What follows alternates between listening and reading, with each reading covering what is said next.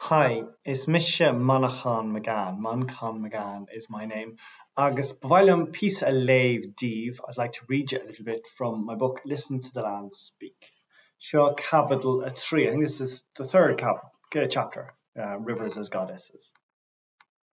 On a recent journey to northwest County Donegal to gather Irish words about the sea and coastal practices, I met a fisherman and local authority official, Donnacha O'Herlihy, who pointed out a bridge to me over the Crowley River and told me that its name was Drihid an Chairin, Rowan Bridge.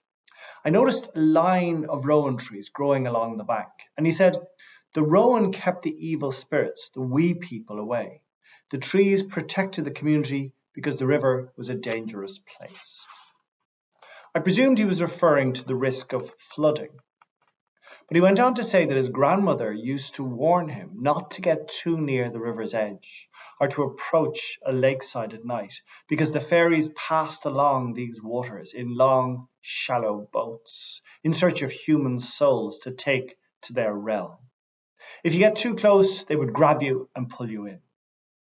The idea of rivers being dangerous has waned in recent years, as many of them have now been so comprehensively banked and bridged that their ability to create and destroy, to nourish life and to take it, seems diminished. This was not always the case. Streams and small rivulets were regarded simply as watercourses running through the countryside, but a river of any reasonable girth or length was likely to be more than what it seemed.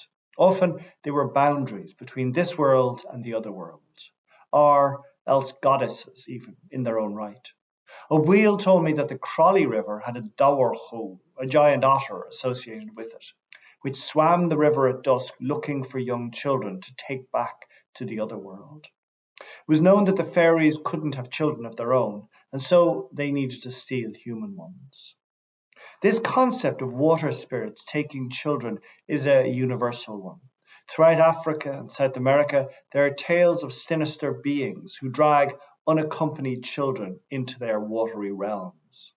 Greece and Mexico have similar mythical water characters who lurk along the riverbanks, grieving their own lost children and waiting for human children who wander by.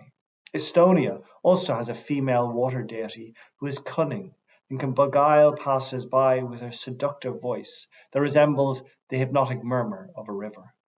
In Ireland, stories about such things were told around the fire to whoever gathered in for a night's bahántíocht, which is the practice of frequenting neighbours' houses to hear old stories.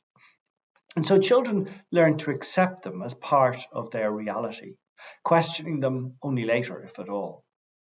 Such stories played a central role in protecting and guiding the community. The notion that rivers were boundaries and that one could be sucked across into other realms through them certainly lent them potency. It changes one's view of a river to believe it has autonomy and even internal desires. If a river did succeed in capturing a soul to offer to the underworld, you could ask it to show you where to discard the empty body. I remember as a child in West Kerry hearing news on the radio of a young boy who was believed to have been drowned in the River Boyne in Slane, County Meath. An elderly neighbour who was in visiting my grandmother suggested that they should light a candle and place it on a little jar on top of the last sheaf of wheat gathered in the field at harvest time, and then send this floating down the river at night. He swore that it would lead the searchers directly to wherever the body had been caught up in the reeds or the bank. Folklore is full of tales of rivers working in conjunction with good kings and chiefs to help feed people by bringing fertility to the soil and water to the crops. In contrast, a bad king, an unjust or unwise or infertile one, would alienate the river, and the land would suffer as a result. Rivers would often conspire to protect those who showed deference to them, flooding a ford as their enemies approached, for example, or washing away a bridge to stop an army advancing. There was even accounts of them rising up and drowning whole battalions, then sweeping them out to sea.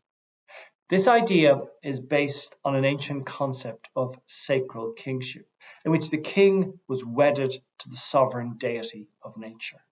ruling only with the support of its grace and power. And a legend recounts stories of kings performing rituals that suggest a marital or a carnal relationship between the king and the land.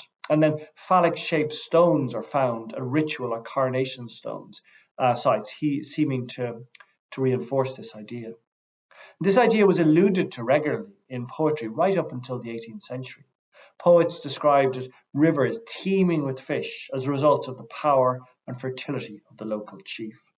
Anyway, that is just a tiny section on rivers from my book, Listen to the Land Speak. Míle buíochas agus nollaig chonaic.